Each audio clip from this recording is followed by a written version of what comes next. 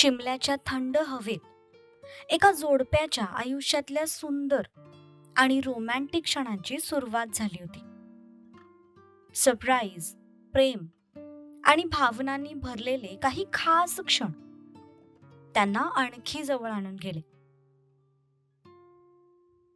तर दुसरीकडे मात्र रिसॉर्टमध्ये वातावरण तापलेलं होतं.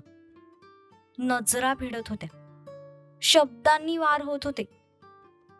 प्रेम, विश्वास आणि अहंकार यांची जबरदस्त टक्कर होत होती. पुढे काय होणार आहे? कोण जिंकेल?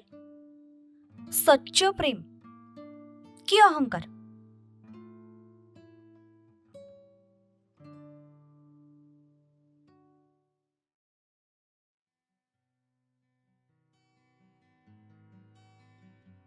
इकडे शौर्य आणि आज्ञाची फ्लाईट शिमल्याला पोहोचली होती.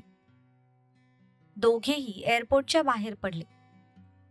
तशी शिमलाच्या थंडीची एक लहर त्यांच्या सर्वांगाला खेटून गेली. शौर्यने त्या दोघांसाठी शिमल्याला जे हॉटेल बुक केलं होतं तिथलीच गाडी त्यांना घ्यायला येणार होती.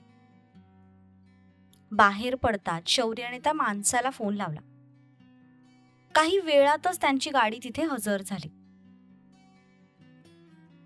त्या माणसाने बॅग्स गाडीच्या डिक्कीमध्ये टाकल्या आणि मग दोघेही काही वेळात हॉटेलला पोहोचले. तिथे पोहोचायला त्यांना संध्याकाळ झाली होती. हळूहळू अंधार पडू लागला होता. हॉटेलवर पोहोचायला त्यांना 7:30 वाजले. शौर्यने हॉटेलच्या चेक इनची प्रोसिजर पूर्ण केली आणि दोघेही त्यांच्या रूम मध्ये आले.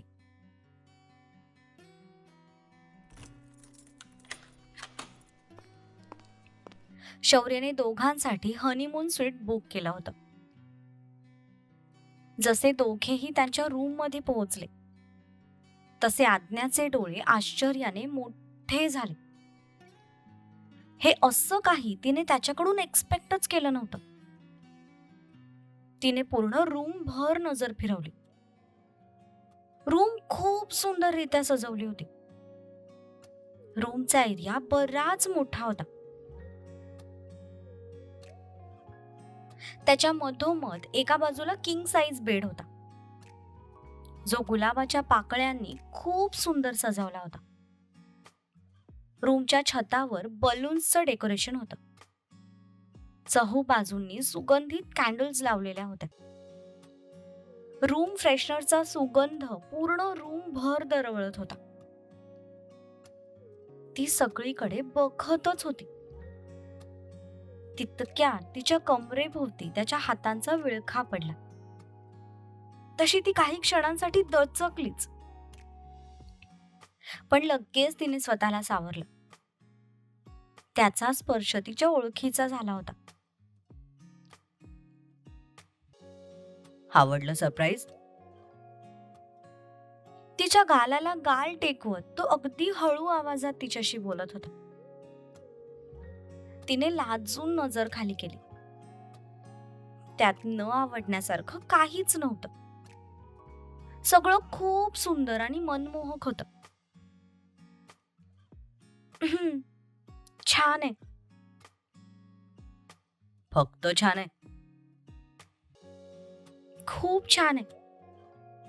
मला वाटलं नव्हतं शौर्य, तुम्ही माझ्यासाठी इतकं काही कराल. त्याने तिच्या भोवतालचा हातांचा विळखा सोडला आणि तिच्या खांद्याला पकडत तिला जागेवर वळवलं. तुझ्यासाठी नाही तर कोणासाठी करणार मग? जिने मला प्रेम कसं निभवायचं असतं हे शिकवलं. तिच्यासाठी हे सगळं करणं म्हणजे काहीच नाही. तू याच्यापेक्षा पण खूप काही डिझर्व करतेस. त्याने अलगद तिच्या कपाळावर ओठ टेकवले. तशी ती ओठांच्या कोपऱ्यात हसली. बरं तू फ्रेश हो, तोपर्यंत मी जेवणाची ऑर्डर देऊन येतो. भूक लागली असेल ना तुला? तिने बॅग ओपन केली. कपडे घेऊन अंघोळीला निघून गेली.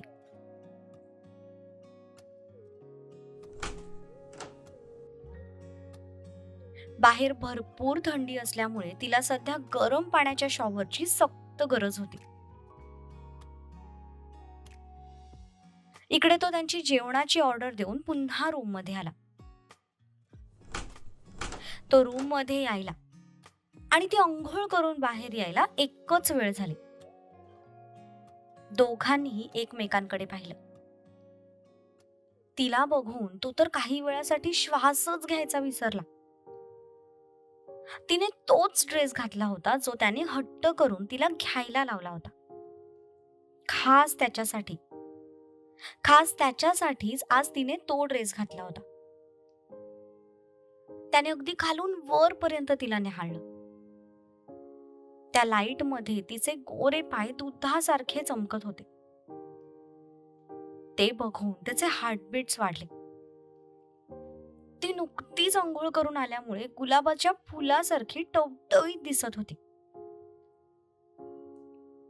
त्याचं असं एकटक बघणं तिच्या अंगावर शहारा आणून गेलं. तिने लगेच लाजून नजर खाली केली. तशीच चालत पुन्हा बॅग जवळ गेली. त्यातून तिचा मेकअप पाऊच बाहेर काढला. तिला मॉइश्चरायझर हवं होतं. बॅग मधून तिने तो बॉक्स बाहेर काढला आणि मॉइश्चरायझर हाताला लावू लागले.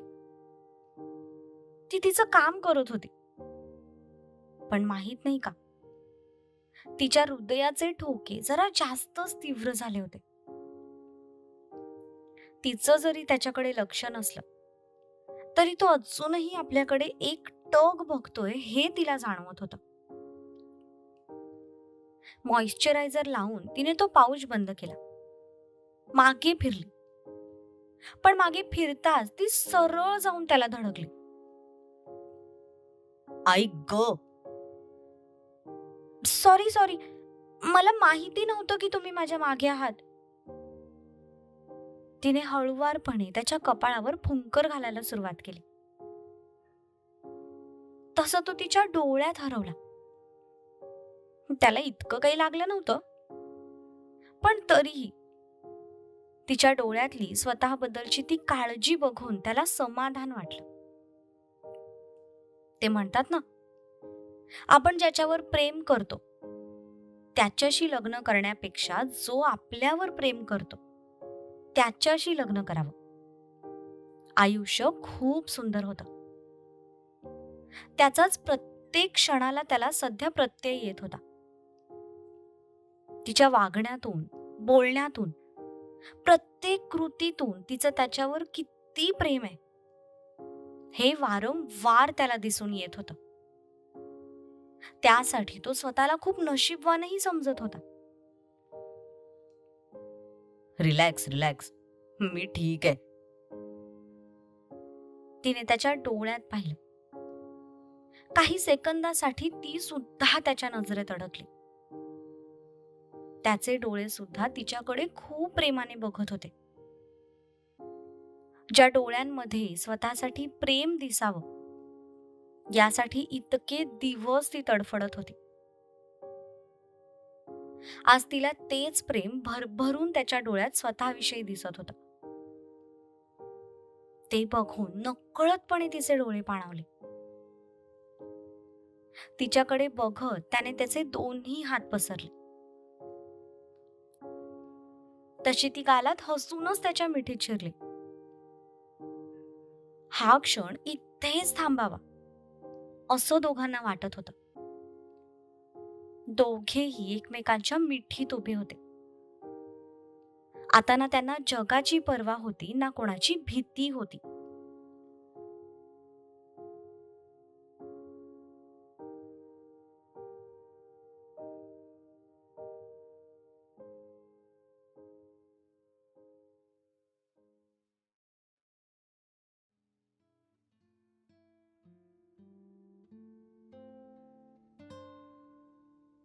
इकडे सर्वजण दिवसभराचं काम आटपून पुन्हा रिसॉर्टवर पोहोचले होते. पहिल्याच दिवशी बऱ्यापैकी काम झालं होतं. सर्वजण उत्साहाने आपापली कामं करत होती. पण आता सगळेच थकले होते. आल्या आल्या फ्रेश होऊन सर्वांनी जेवणावर ताव मारला आणि मग जो तो आपल्या आपल्या रूम मध्ये आराम करायला निघून गेला. हो सई, मी ठीक आहे. आणि इतकी पण थंडी नाहीये इकडे. तू नको ग काळजी करूस. बरं, बाबांना चेकअप साठी घेऊन गेली होतीस का? तपस्या फोनवर बोलतच रूम मध्ये शिरली.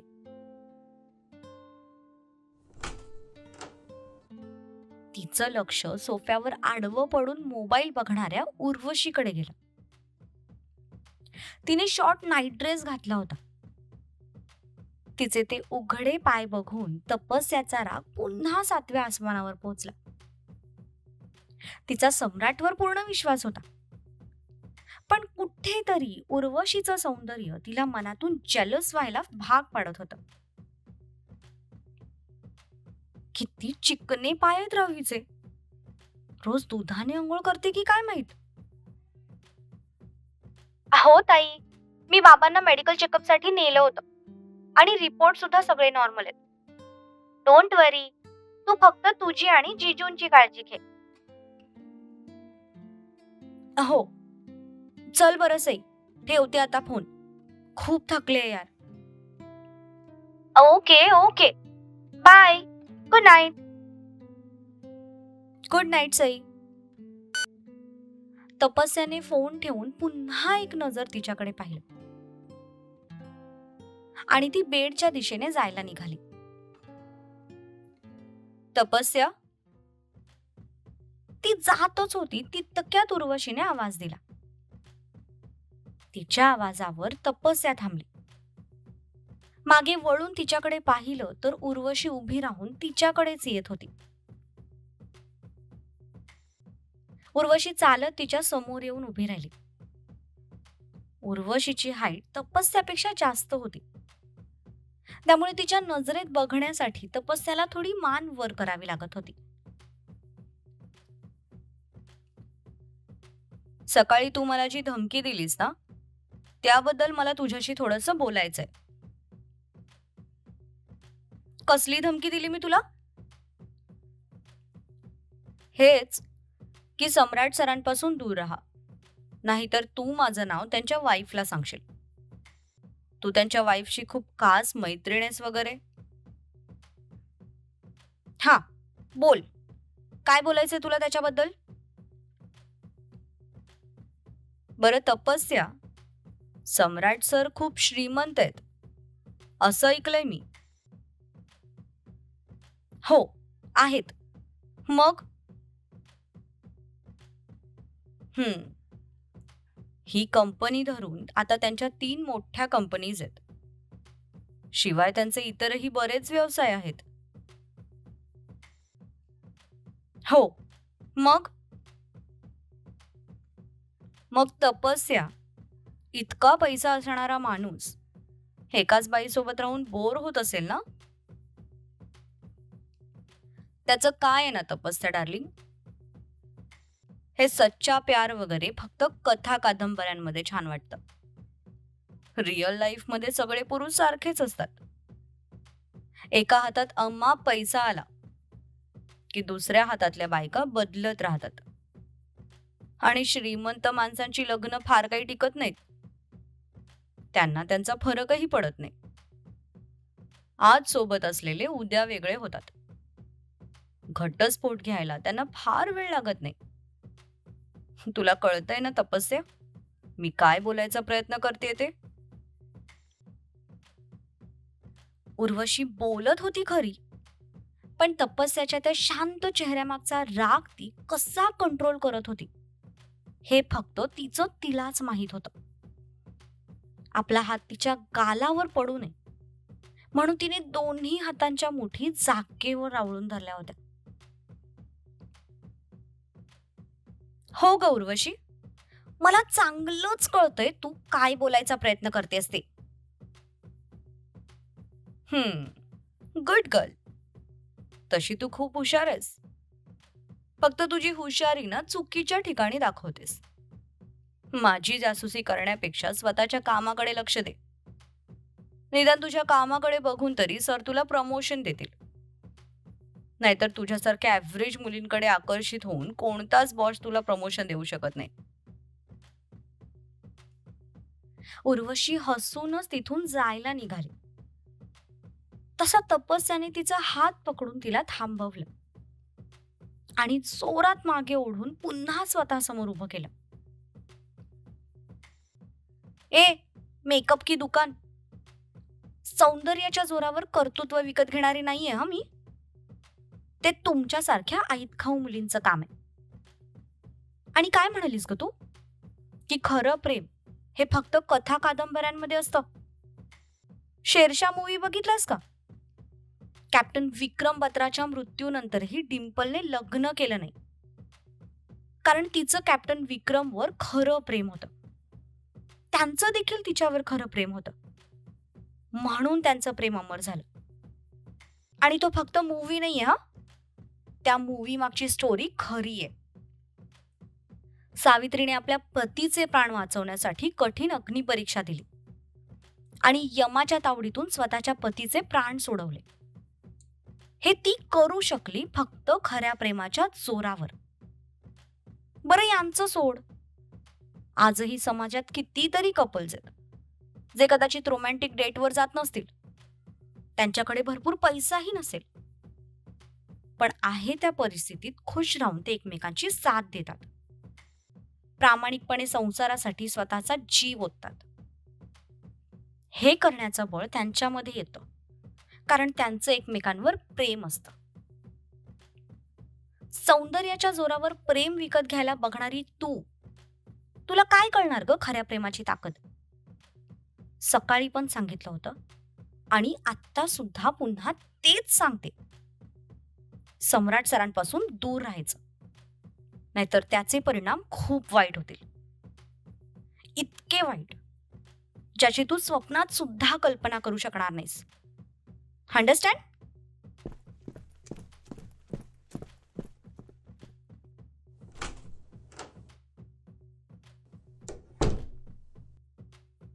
यावेळी तपस्या तिला खरंच धमकी देऊन तिच्यावर एक जळजळीत कटाक्ष टाकून आल्या पावली पुन्हा रूमच्या बाहेर निघून गेली.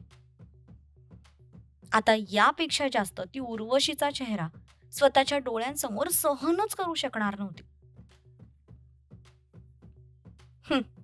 ॲटिट्यूड तर असा दाखवते जशी काही हीच सम्राट सरांची वाईफ आहे. तिच्या मागे उर्वशी एकटीच तोंड वाकडं करून बडबडत होती.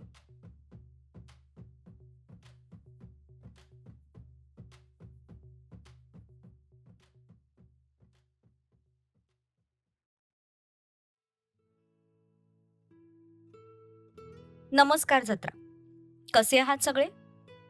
सगळ्यात आधी तर खूप खूप सॉरी की मधले 2 दिवस भाग पोस्ट करता आला नाही. मी आत्याबाई झाले. आमच्या घरी एका चिमुकल्या परीचं आगमन झालंय. सगळं इतकं अचानक झालं की त्याच गडबडीत भाग पोस्ट करता आला नाही आणि तुम्हाला कळवणंही शक्य झालं नाही. त्यासाठी क्षमस्व. आता वेळ न घालवता आपल्या प्रसिद्ध कमेंट्सकडे वळूया. पहिली प्रसिद्ध कमेंट आहे 749 वेनम यांच्या आयडी वरून. काही प्रॉब्लेम असेल तर सांगत राहा, आम्ही समजून घेऊ, पण इतका वेळ वाट पाहायला लावू नका. तुमच्या समजूतदारपणासाठी खूप खूप धन्यवाद. खरंच कधी कधी काही कारणांमुळे उशीर होतो, पण तुमच्यासारखे सपोर्ट करणारे सोबती आहेत ना, म्हणूनच याची जबाबदारी घ्यावीशी वाटते. पुढची प्रसिद्ध कमेंट आहे ललिता आढाव यांची. काही वाईट होऊ देऊ नका हा आमच्या तप्पूच्या लाईफमध्ये. आणि आमचे सेकंड लव्ह बर्ड्स शौर्य आणि आदू, त्यांना सुद्धा मिस करतोय. डोंट वरी, तपस्या आणि सम्राट आमचेही लाडके आहेत. त्यांच्यावर काही अन्याय होऊ देणार नाही याची नक्कीच आम्ही काळजी घेऊ. आणि आपल्या सेकंड लव्ह बर्ड शौर्य आणि आदूला कसं काय विसरू आम्ही? तुम्ही त्यांना मिस करता, म्हणूनच आज त्यांच्या मुमेंट्स ऐकवल्या आम्ही तुम्हाला. तुम्ही इतकं प्रेम देता म्हणूनच कथा अजून रंगत चालली. नेक्स्ट कमेंट आहे करुणा अमोल फडतरे यांची. सम्राट, तपस्या आणि उर्वशी या तिघांमध्ये कोण जिंकणार हे बघण्याची उत्सुकता आहे. सम्राटला समजलं पाहिजे की नाती जास्त ताणू नये, ती तुटण्याची शक्यता असते. तुमची ही उत्सुकता बघून तर आम्हाला अजून मज्जा येते तुमच्यापर्यंत भाग पोचवायला. सम्राट, तपस्या आणि उर्वशी या तिघांमध्ये नेमकं कोण जिंकणार हे जाणून घ्यायची घाई सगळ्यांनाच आहे. पण थोडं सस्पेन्स तर ठेवावंच लागेल ना. पुढचे भाग अजून धमाकेदार असतील. आणि हो, बऱ्याच वेळा तुम्हाला स्क्रीनवर डबल वर्ड्स दिसतात. अशी तुमची एक क्वेरी आहे. एकदा तुम्ही सबटायटल सेटिंग चेक करा. कदाचित तुमचा हा प्रॉब्लेम सॉल्व्ह होईल. पुढची कमेंट आहे कविता रायकर यांची. खूप छान होता पाठ. तपस्या आणि उर्वशीची फाईट जबरदस्त. तपस्या आणि उर्वशीची फाईट तुमच्यापर्यंत पोहोचवताना आमची सुद्धा धडधड वाढली होती. तुम्हाला ती जबरदस्त वाटली म्हणजे आमची मेहनत वसूल झाली समजा. पुढे अचून ट्विस्ट आणि टक्कर वाक्य आहेत. शेवटची प्रसिद्ध कमेंट आहे वंदना बासुटकर यांची. भाग मोठा टाका. तुम्हाला कथा ऐकत राहावीशी वाटते ही आमच्यासाठी खरंच खूप मोठी गोष्ट आहे. पण कथेचे भाग, त्यांचे ट्विस्ट आणि टर्न्स आधीच ठरलेले आहेत. त्यात असं बदल करून भाग मोठे किंवा लहान करणं शक्य नाहीये. तरीही तुमच्या प्रेमापोटी तसं करायचं झालंच तर भागांचे सस्पेन्स आणि त्यांची मजा निघून जाईल आणि तुम्हाला हवी तशी मजा येणार नाही. त्यामुळे सध्या तरी ते शक्य नाही. तुम्हा सर्वांचं मनापासून आभार, ज्यांनी खूप वेळ काढून सुंदर कमेंट्स लिहिल्यात. पण आजच्या प्रसिद्ध कमेंट्सच्या या सेशनमध्ये वाचून दाखवता आल्या नाहीत. त्यांनाही मनापासून धन्यवाद. तुमचं हे निस्वार्थ प्रेम आणि विश्वास आमच्यासाठी खूप मोलाचा आहे. कथा आवडत असतील तर चॅनलला नक्की सबस्क्राईब करा. आपली प्रसिद्धीची फॅमिली आपल्याला अशीच अजून प्रसिद्ध करायची आहे. आणि हो, तुमच्यासाठी काही दिवसात अजून 2 मोठे सरप्राइजेस येणार आहेत. त्यासाठी तयार राहा. धन्यवाद.